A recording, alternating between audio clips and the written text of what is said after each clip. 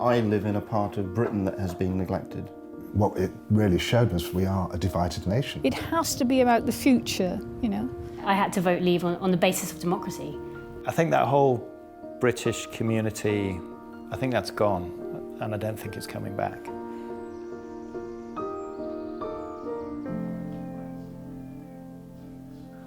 I'm Manik Govinda, and I live in South London. I was born in Mauritius, in the Indian Ocean. Interestingly, Mauritius was a British colony at the time. I came to the UK in the mid-60s with my mum and dad and younger sister. Came for a better life, really, and new opportunities. We've been here since for over 50 years. I'm showing my age now. I've been working in the arts and the creative and cultural sector for 30 years. And I campaign too on free movements and visa restrictions against non-EU artists.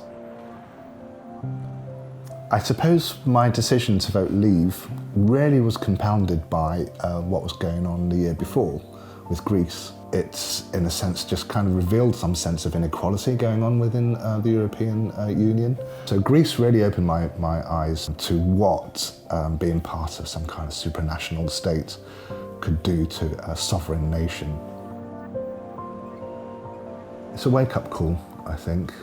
Lots of things are up for grabs. There's great uncertainty, but this is a real good moment for both people that voted Leave and Remain to say, what do we want Britain to be? You know, a tolerant, open, welcoming country that trades with the world, as well as with the European member states.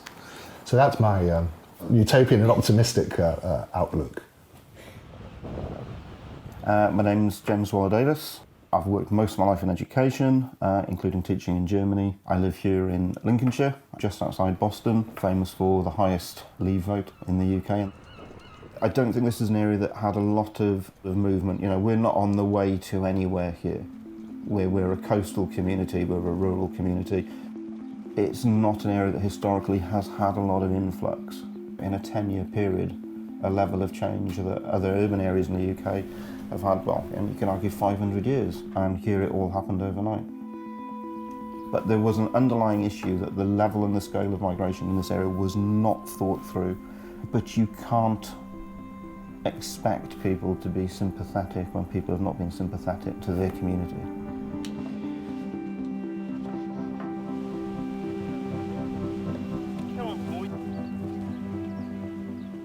Are we all going to go and drink warm beer and watch cricket on the green? I don't think so. I think, as regards the future, I mean, yeah, right, I'm getting a bit older. But I'm not scared of the future.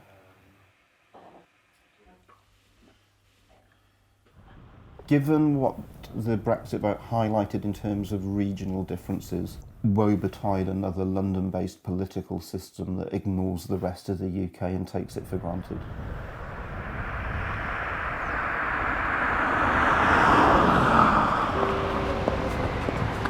I'm Lucy. I am originally from Suffolk. I work in a publishing house. Part of the Brexit backlash was, for me, incredible. I got to the point where I felt, no, I'm not going to be portrayed in this way. I'm not going to let people tell me that I'm a racist. In sort of response to that, I created a group called the Leavers of London. I've become some sort of an agony aunt to a lot of Leavers in London.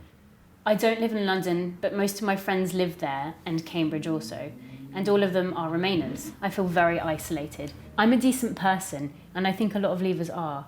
Would you consider a non-Londoner joining?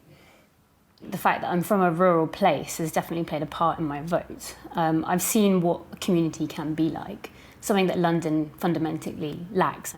I actively want to know about my neighbours. You know, here I don't think anyone wants to know me, and you know, I would love to know them.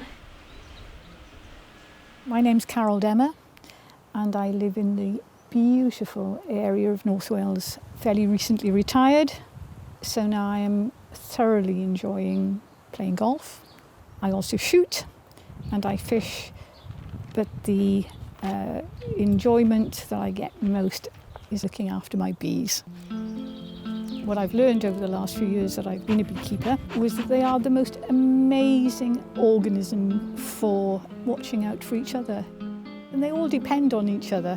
You know, the hive can't survive without everything being stable. So when I voted out, it honestly wasn't for me, because had we stayed in, then frankly, very little would have changed for me. I would be fine. It was all about the community that I live in now and future generations.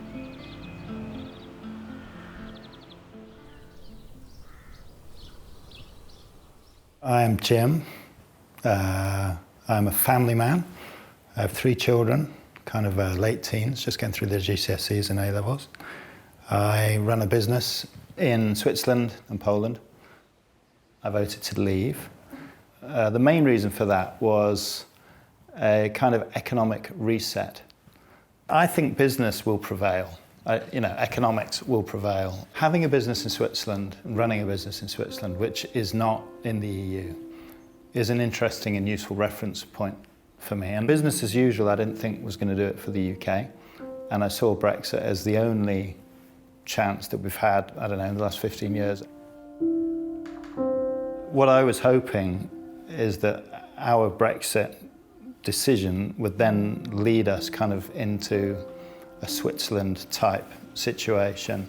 You know, we need to keep trading with Europe. We're big trading partners, but being outside the EU will allow us to form trading relationships with other countries that would then allow the UK to kind of forge its own path, not constrained by all the laws of the EU.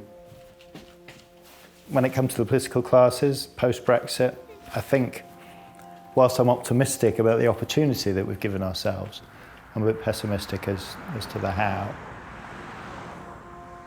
You know, you don't have to be a genius to look at employment trends and education trends and deprivation trends and whole swathes of parts of the UK.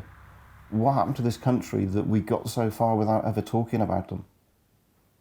Why did it take an earthquake jump to make the point?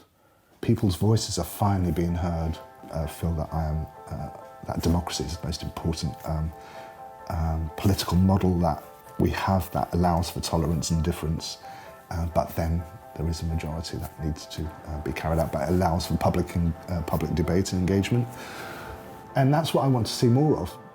If you're in business, you take risks, and if you don't take risks, you don't go forward. You know, if you do status quo, then you don't. And so for me, okay, maybe it's the biggest risk the UK has ever taken, but without it, nothing changes.